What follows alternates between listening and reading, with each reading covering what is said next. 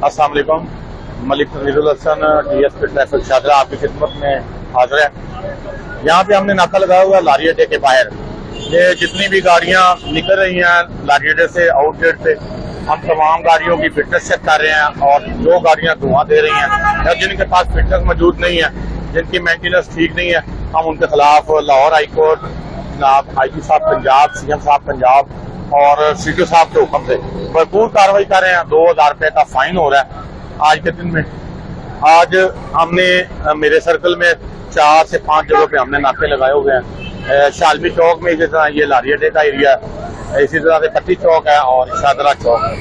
तो हम इनके खिलाफ भरपूर कार्रवाई कर रहे हैं ताकि हमारे लोगों को स्मोक से और जो पोल्यूशन है उससे बचाया जा सके, क्योंकि आज मकात अंदाजे के मुताबिक तकरीबन 83% स्मोक है, उसकी वजह ये गाड़ियां हैं। इंशाल्लाह हम इनके खिलाफ भरपूर कार्रवाई करेंगे और कोई गाड़ी यहाँ से बगैर फिटनेस के और धुआं देने वाली बाहर नहीं जाएगी। इंशाल्लाह वो उसको बंद करेंगे, उसके खिलाफ 2000 रुपया फाइन कर रहे हैं और इंशाल्लाह हम ज्यादा से ज्यादा इस कार्रवाई को मौसम। शुक्रिया।